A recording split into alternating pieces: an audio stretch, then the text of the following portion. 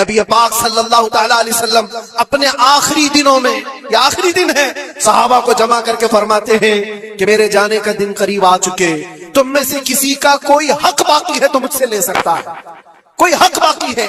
وہ سید الانبیاء ہے جن کی ایک زبان پر اللہ تبارک و تعالیٰ کسی کو جنت عطا کرے، وہ رسول کہتا ہے کہ تم میں سے کسی کو کوئی حق باقی ہے تو لے سکتا ہے۔ صحابہ خاموش تھے، لیکن ایک صحابی کھڑے ہو گئے، کہا میرا ایک حق باقی ہے۔ ایسا بھی ایک دین ہے، حضور سے کہتے میرا حق باقی ہے۔ حضور نے فرمایا کیا باقی، آج لے سکتے ہو۔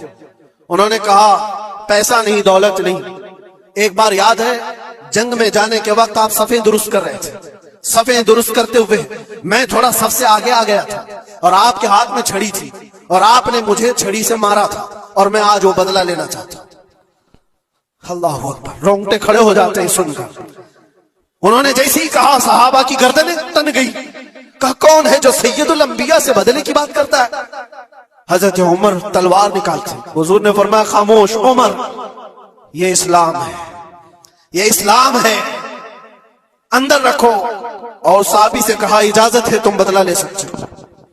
حضور پاک صلی اللہ تعالی علیہ وسلم کھڑے ہو، وہ صحابی آگے آئے اور کہا کہ میں بدلہ اس صورت میں لوں گا کہ جس وقت آپ نے مجھے مارا تھا اس وقت میرے بدن پر کوئی کپڑا نہیں تھا، میں صرف لنگی پہنا ہوا تھا، تہبند تھی، اوپر کا جسم میرا کھلا ہوا تھا، میرے جسم پر کوئی لباس نہیں تھا، اوپر صرف تہبند پہنا ہوا تھا۔ میں چاہتا ہوں کہ آپ بھی صرف تہبند پر ہو، آپ کا جبہ نکال دیجیے۔ آپ حضور پاک صلی اللہ علیہ وسلم نے کوئی تاخیر نہیں فرمائی، فوراً اپنا جبہ اتار دی۔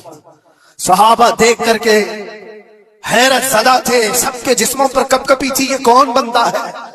محبوب خدا کی بارگاہ میں اس طرح کی بات کرتا ہے؟ اللہ تبارک و تعالیٰ جس کے لیے حکم فرمائے، جبرائیل جس کے قدموں کا بوسہ دے، آج وہ سید الانبیاء کے سامنے بدلے کی بات کر رہے۔ سب حیرت زدہ تھے، لیکن فرمان تھا مصطفیٰ کا، کسی نے کچھ نہیں کہا۔ حضور نے جبہ اٹھا دیا، وہ صحابی بڑھ کر کے آئے، پیچھے کی طرف آئے اور حضور پاک کے دو کندھوں کے بیچ میں جو مہر نبوت تھی اس کو چوم کر کے بوسے لینے لگے اور کہا فزت برب الکعبہ، رب کعبہ کی قسم میں اپنی مراد کو پہنچ گیا۔